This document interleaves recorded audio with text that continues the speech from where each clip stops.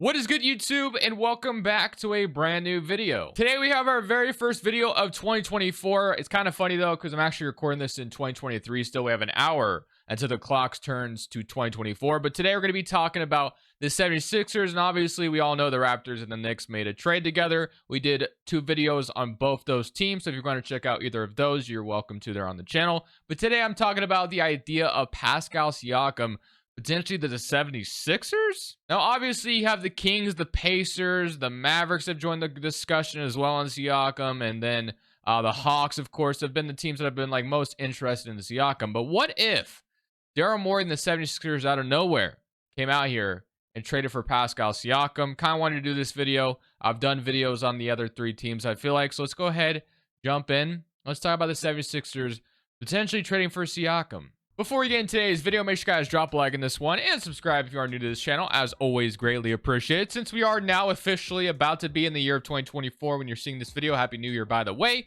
We have goals set very, very high. Obviously, first goal, let's reach 50,000 subs before this year is over. So if you are new to this channel, go ahead, hit that subscribe button if you enjoy rebuilds. But let's talk about the idea of obviously the 76ers getting James Harden. They obviously traded James Harden. They have those assets that they got from the James Harden trade. So they use those assets to get them Pascal Siakam as an upgrade at their power forward spot. Obviously, they'll be looking to make a move at the deadline, I presume. Obviously, you should not waste a season without, going for something with Embiid with the way he's playing, with Maxi's playing. Obviously, these are 2 guys you are building around. But let's add another piece of that puzzle. And I think Siakam is someone who is obviously available. Both Embiid and Siakam are from Cameroon as well, so I guess that could be cool dynamic. Not that that's the main reason why you do this trade, but let's go talk to the Raptors about Siakam. So again, when it comes to a Siakam trade, I truly don't know what his value is going to be. He's on an expiring contract, as we know. Just not sure what he's going to demand. So we'll see what we can build here. I think the main thing those 76ers could send back to the Raptors, that would probably be draft capital. The 3 picks they got in return for the Harden trade.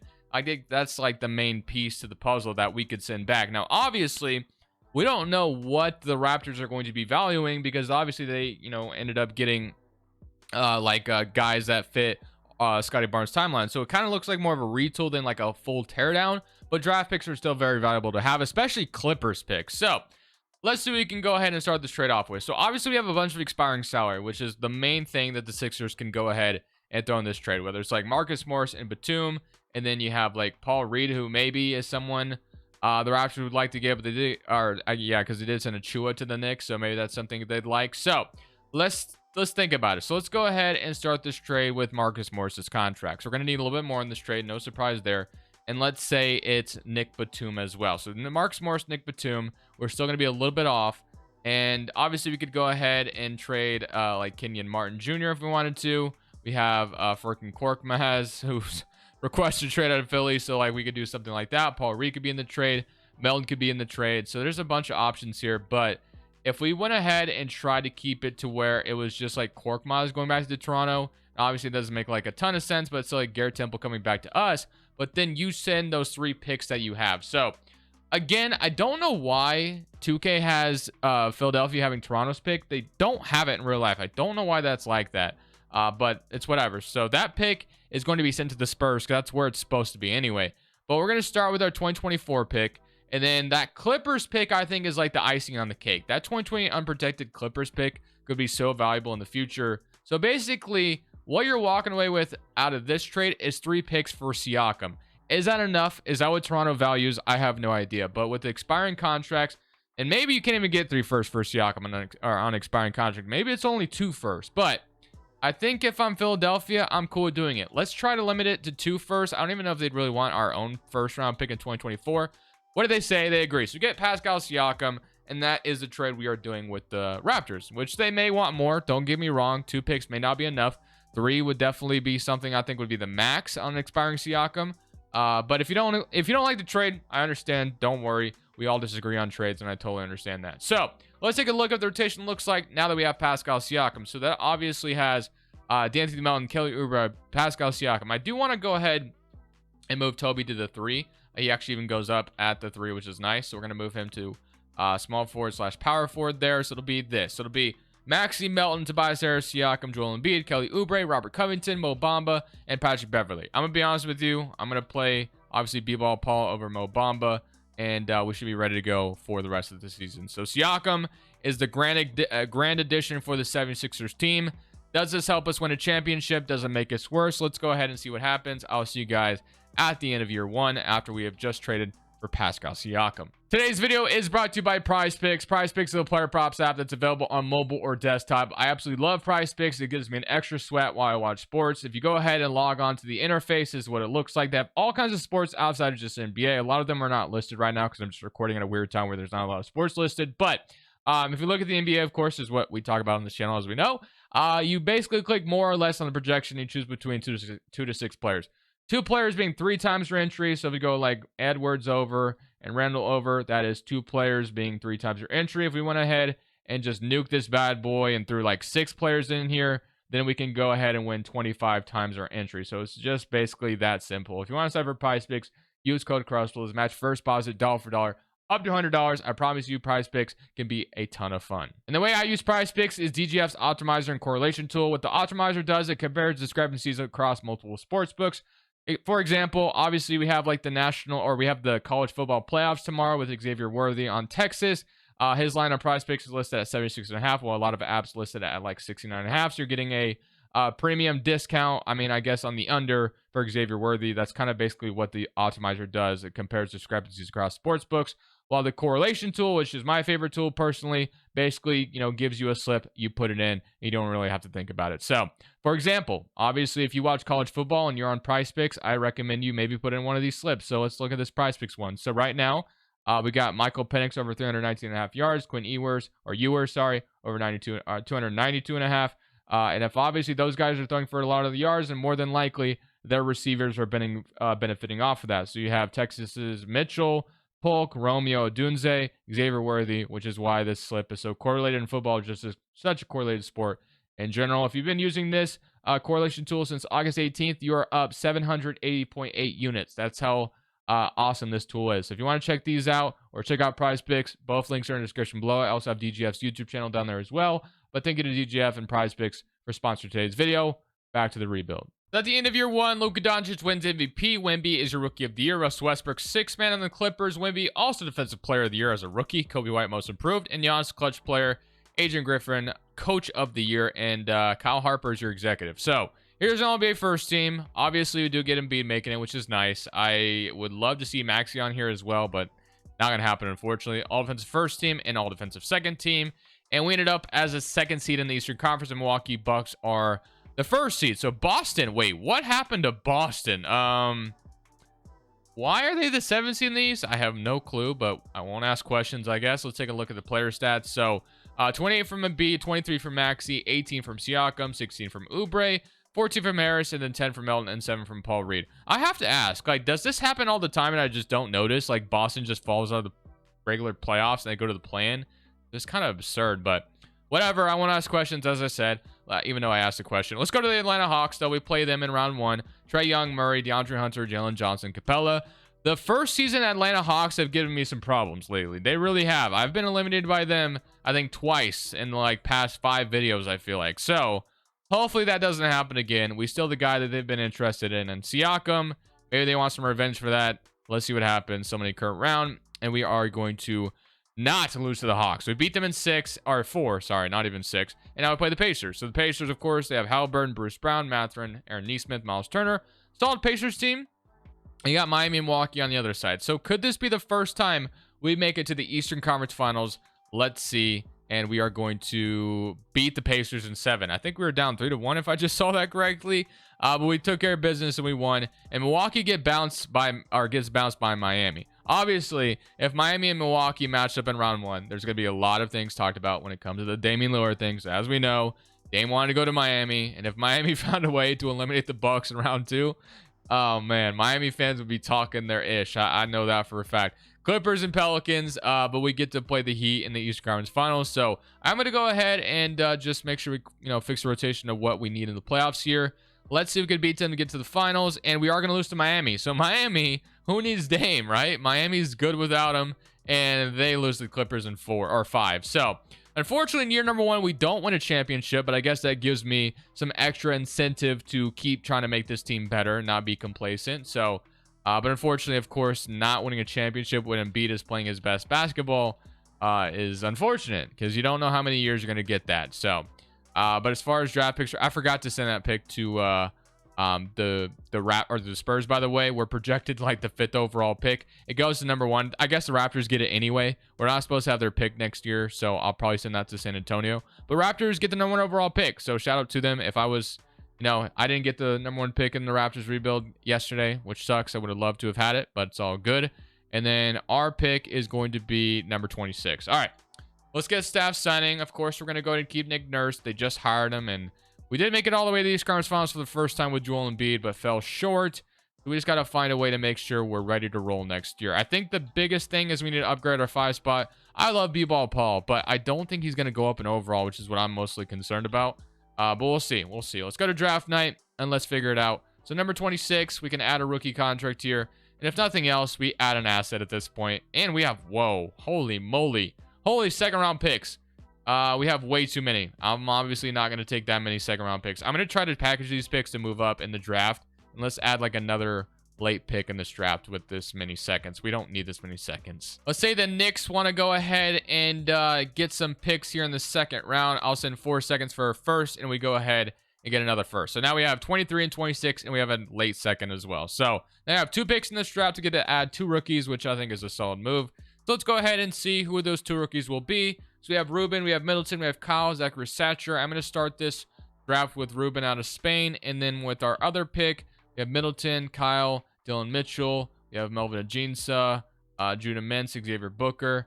I think I'm also going to go ahead and draft Garrett Diaw with this one. So we get 2 rookie scale contracts in the first round. I feel decent about that. So 73 and a 73. And then we also get a 70 in the second round. So that's awesome. Love that, because we're about to sign a lot of money this offseason. Like Max is going to have to be paid.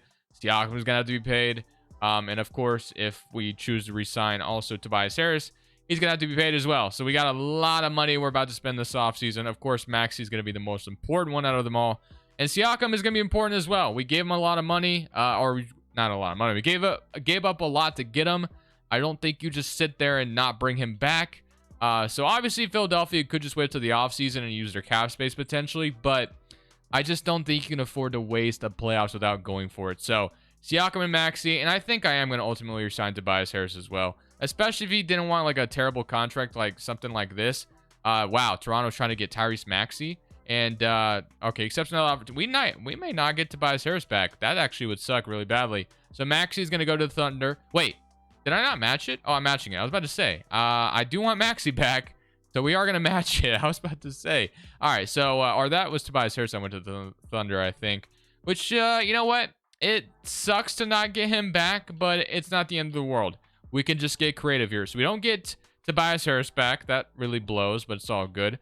So now we got to figure out how we're going to improve the roster, because right now we don't have a lot of avenues to do so. So losing Tobias Harris, I should not have tried to underpay him. That was totally my fault. But we'll figure it out. So I'm going to have to re-sign Rocco 100%. I don't think I can afford to lose him. We have B-Ball Paul still at the 5, so I think we got to leave him because we can't really afford to upgrade that at this point. And we don't really have a small forward, which I guess that's where Covington maybe would come in. Terrence Davis, Joe Ingles, Royce O'Neal. I think Royce O'Neal would actually be a pretty solid signing for Philadelphia. So we're going to sign Robert Covington and Royce O'Neal, 2 really solid role players, although 2K is not giving them that much credit. We can get like Joe Ingles, Rudy Gay is still out there. Yeah, our bench is about to be terrible. Wow. Losing Tobias Harris, I royally messed up on that. I really did. I did extend Melton, which I'm glad we did, because we could have lost him as well if we really gambled too much. I'm going to sign Kenrich Williams, I think, as well.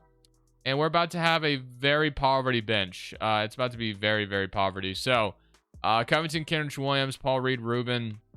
It's not going to be great. It's not going to be great at all. We don't really have a good backup point guard. We don't have a good backup shooting guard at all. Royce O'Neal could be our starting 3, which I don't hate that. Don't get me wrong. I think we got to sign like Cameron Payne, which, and then Beverly, I guess I wouldn't have minded getting back as well. I guess we can go to day 12 and see if anybody becomes more affordable. Like LeBron James, you want to come to Phil. He almost is interested in that. That's kind of crazy to even think about. Okay. Let's see if we can maybe finesse someone here. Monte Morris, he actually might sign that. Wow, okay. Maybe he won't. He might say no to that, though. We might be able to get a minimum contract. I've never really tried this, but I didn't know this was possible. Minimum contract, 2 years. That's obviously not going to change. I think he's still going to say no to this. Yeah, he says no. Damn. Okay, that'd be cool. So Monte Morris, maybe a little too much of, like, let's say Watford, actually. Well, we don't really need another power forward. We need a guard more than anything. Like Jalen Noel, I mean, he's a 76 overall. He declines as well. So even if he was asking for $5 million. Hamdou Diallo. Oh, Beverly. We could probably just bring him back. Although it says I've used all of my offers. Beverly's probably going to regress anyway, isn't he? Yeah, this team's about to be really bad. But I'm going to go ahead and sign Beverly as well. And we can even... No, we can only give him minimum. So Beverly will bring back. And it's not going to be great. It's not going to be great. Lofton, Trevion. We got a bunch of young guys coming back. Maxey is up to a 90, which is fantastic. Melton is up. Kenyon Martin is up. That's kind of huge for him going up. Yeah, this team, the bench is about to be pretty bad. We got to get very, very creative once we approach the deadline. We don't have like a bunch of picks left to move, which, by the way, I need to send that pick to the Spurs right now before I forget to. So I'm going to do that, and then we'll look at the rotation together. I don't know how I feel about what this is going to look like. But we're going to try our best. So it's not like we gave up quite a bit of depth, I guess, but like Morrison, Batum, all those guys would have regressed anyway. What am I doing? I'm trying to send that Toronto pick. Okay, Toronto, that Spurs pick belongs to you guys. So, you can just have it for that last second. Okay. And now we can go to next season. Okay. We can cut 3 players here. So let's just go ahead and do that. So I'm going to cut Reiki Council, Smith, and, also probably Kenneth Lofton, unfortunately. Okay. Next season, Power Game lands as a 4th overall despite our really bad bench. Maxey, Melton, Russ O'Neal, Siakam, Embiid, Kenyon Martin, Covington, Paul Reed, and Kenrich Williams. I mean, it's still a decent team. We definitely are not going to not skip. We're definitely going to the trade deadline. 100% going to be making some type of move at the deadline because we cannot afford to just go into the playoffs the way we're shaped right now. We got to improve our bench tenfold, and once we reach the trade deadline, I will show you what we'll do to try to improve this bench because it desperately needs improvement. So we're at the deadline at 33-18, and honestly, right now, the way things are looking, we're not too bad. And one player that's really blossoming for us is Kenyon Martin Jr. He's averaging 13 points per game, and he's actually really good for us this season and might be the starting small forward once we get in the playoffs. Royce O'Neal obviously is our starter at the moment, but the main thing we need to upgrade is our guard spot. Obviously, Melton isn't like the best starting shooting guard in the world, but oh my goodness, he's shooting 24% from 3. Yeah, that's not great. Okay. Melton might be moved here. As much as I like Melton, but that is atrocious, my friend. Maxey, of course, having a fantastic season. But yeah, we're going to try to improve the bench. The main thing I'm looking for is to upgrade the guard spot. I think O'Neal and Kenyon Martin can get the job done. Covington, Kenrich Williams, all those guys are great. But guards right now is our biggest issue. It really is. So let's see if we can even get like a starting shooting guard. We obviously don't have a lot of assets at our disposal. We're going to be sitting like 2nd round picks out. So we got to really, obviously we can't shoot for the moon and go for like, someone crazy. But we can maybe try to get someone here. And they also have to be somewhat cheap because we don't have like a ton of money to spend. So Bruce Brown is on the Raptors, signed a decent contract there. I wouldn't mind getting him, but that's probably not going to be possible. We're going to bring Markelle Fultz back to Philadelphia. Not going to do that, though. We're going to keep looking. Schroeder as a backup point guard. It would be really hard to match that money. We're going to really be scraping at the bottom of the barrel here, guys. We really are. So Marjon Beauchamp on the Bucks. 7 points, 33% shooting. Karis LeVert, making way too much money. Mike Conley, not really a shooting guard. Exum, obviously doing a lot of good things in Dallas this year. Nembhard, Toppin, Isaiah Joe, former Philadelphia 76er. I mean, he'd be fantastic to bring in here, but I doubt Oklahoma City is just going to move him for some seconds. Monte Morris, I do have him on my radar, and he's actually a free agent. Interesting. Okay, well, I'm going to look at Monte Morris, start things off here. I don't know if he's going to be willing to sign a minimum, but bringing him in right now would be fantastic. Our roster is full, so we can't even try it even if we wanted to. So let me cut. I guess let me make a trade first. Let me go make a trade first. All right, so the first guy we're going to try to go get is Bruce Brown on the Toronto Raptors. He's making like $13 million a year. He'd be a massive upgrade over D'Anthony Melton. He's just playing way better, shooting way better as well.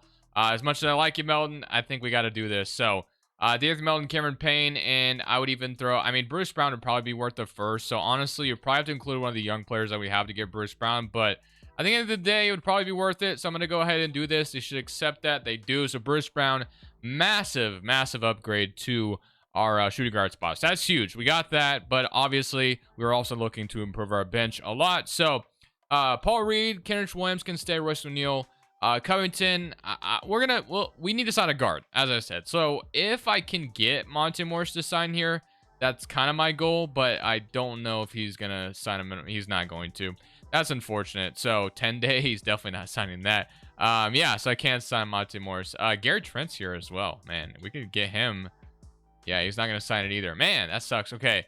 Jalen Noel, I mean, he'd be an upgrade, but none of these guys are willing to sign minimums right now. So, man, it kind of sucks because I feel like in real life, some of these guys would definitely take a chance. We could sign John Wall. I mean, John Wall definitely would sign that minimum if we want to bring him in. Okay, let's keep looking just in case. So, point guards once again, we got John Wall, Kyle Lowry, Richardson, THT. Assuming THT is not signing a minimum. He's not. Okay. Shooting guards, Gary Trent, Grayson Allen. Grayson Allen wouldn't even be the worst signing in the world. He's actually declined it, but almost said yes. Edmund Sumner. Cameron Reddish, we could actually sign Cameron Reddish and maybe slide him to the 3, and he might even go up. But he's going to say no as well. So we have no luck on getting a bench guard out of free agency. So instead, we threw Covington and another couple seconds out there. We might even have to throw Ruben Pressey if this doesn't get us anything. Kennard may not be the worst upgrade in the world. Zaire Williams, Oladipo, Bronny James, Jalen McDaniels, Landale, Aaron Wiggins, Jordan Nwora. Okay. We are going to go ahead and instead of wavering a second, we're also going to throw Ruben Pressey. I'm high on him, but if this means we get... there were some guards that popped up there. I might come back to that, but let's throw Springer in here instead. Let's try to keep Pressey out of the talk for a second. Gabe Vincent. I mean, it would give us a guard. We definitely need a guard off the bench. That may not be the most ideal partner or most ideal guy I was looking for, but honestly... if it gives us Gabe Vincent, I think we do it. I also saw like Marjon Beauchamp pop up in the trade if we did Ruben Pressey instead. Let me see what this looks like. So Gary Harrison, Marjon Beauchamp, Caruso. Getting Caruso would actually be huge. He does go down in overall though, is my only concern after a while. So that kind of is something I want to stay away from in a way. Exum, Seth Curry, Bagley. There is some good options here. We can bring Melton back. Isaiah Joe, Jordan Nwora, Jabari Walker, Drummond. So Marjon Beauchamp would not be a bad get. Gary Harris. So Caruso would be like my favorite player to get off the bench for this team. He's a 78 right now. I mean, if we're going to go try to win a championship this year, screw it. We don't have to trade it first to get Caruso. We are trading a rookie contract, but at the end of the day, we are getting Caruso, and we're going for a championship this year. So Caruso, I think, is a huge get. So we're going to bring him in, and we'll keep him at the 2. Actually, it doesn't even matter. But I think getting Caruso is an underrated get, honestly. So Caruso is going to improve our bench massively, which I love. So Caruso, Paul Reed, Kenrich Williams, and then Royce O'Neal. So still not a bad bench. Still like this team quite a bit. Bruce Brown and Caruso are additions at the deadline. Is that good enough to win a championship? We shall see. 3.5, grit and grind, it goes down. So I guess we can move this to a balance for the rest of the season. I will see you guys at the end of year 2, where hopefully we are hoisting a Larry O'Brien trophy. So at the end of year 2, Jokic wins MVP. Alex Sarr is your rookie of the year. Terry Rozier, 6-man. Wemby, defensive player. Bones Highland, most improved. And Anthony Edwards, clutch player. And Mark Daigneault is your coach of the year. So Embiid this time only makes an All-NBA second team, which is fine. Does Maxey make one of these teams? I don't think I saw him, which would have been cool. We got him, but unfortunately, no. But we are in the playoffs at the end of the day. We're the first seed in the Eastern Conference, which is fantastic. Here we are in the season stats. Maxey's averaging 32 points per game, or 31.5. I rounded up. I apologize. 27 from Joel Embiid, 16 from Siakam, 12 from Kenyon Martin, 11 from Bruce Brown, 9 from Paul Reed, 5 from Williams, 5 from Royce O'Neal, and then 5 from Caruso. So here goes nothing. We're going these playoffs with obviously the expectations of, hey, we want to win this championship. We're also going to shrink this bench utilization. Didn't realize it was that high. So that way we're playing our starters even more. So we got Miami in round 1. This is a team that knocked us off in the Eastern Conference Finals. I would hope to return the favor here and beat them this time. And we are going to beat them in 5. Okay. Now we get the team we were able to beat in round 1 last year. Are they going to return the favor on us is the question. Hoping not. Something come around and we are going to beat them in 5. Okay. So now all we got to do is take care of Cleveland, and we are in the Eastern Conference Finals. That's easier said than done, of course, as we know. We'll go game by game on this one. So game 1, beat them by 12. Maxey with 34, Joel Embiid with 30, 22 from Siakam. Game 2, so far so good. We've dominated the East thus far until maybe now, and yep, the Cavaliers are starting to come alive. Okay, let's fix the rotation to however they see fit. They want to start Royce O'Neal. Not opposed to that. All we got to do is win this game 5. That's what's most important to me right now. So let's go ahead and see if we can do just that. And we are going to win this game 5. So that's a huge win. Now you go to game 6, and look who's awaiting us. It's the Oklahoma City Thunder. You guys know how much I love playing the Thunder if you watch my videos. But let's see if we can come out here and beat the Cavs and get to the finals. So far, it's looking good, but it is a somewhat close game here. If we can close them out during the stretch, we're in the Eastern Conference Finals, and they may come back here. There's not going to be the case, though. Joel Embiid, Finals MVP, and we are in the NBA Finals playing the Oklahoma City Thunder. So, of course, they have Shea, Giddey, Tobias Harris. Man, I messed up by letting him go. I definitely should have kept him. And I tried to underpay him, and I just made a massive mistake by doing that. I wasn't even like thinking about the idea that someone else was going to offer him a contract. So, but here goes nothing, man. This is to go win it all. So, game 1, 1-0 start. That's actually a great start. 34-33. So, Maxey, if you can, obviously match Chase production, I felt pretty solid about Joel Embiid being able to do better than everyone else on the Thunder. Game 2, 2-0. We beat them by 1. That's a massive win. 40. So far, Maxey has matched everything that Shea has done. So we love to see that. Game 3, man, if you would have told me we were going to sweep the Thunder to end off my 2023, I would take that. We have 30 minutes until 2024, and we are about to end it off with a bang here. So that is going to do it for this video. Just a real quick one today. Nothing too crazy. The 76ers, of course, already set up. But what we needed to do was try to get the 76ers a championship. And we did that by getting Pascal Siakam. But let's get some gameplay to end this one off. To end off 2023. And this will be the first video you guys see in 2024. And we're starting with the championship, which is fantastic. So, got Shea going to go to the basket. We got Caruso for these moments. And Chet's going to hit a basket on us. Okay.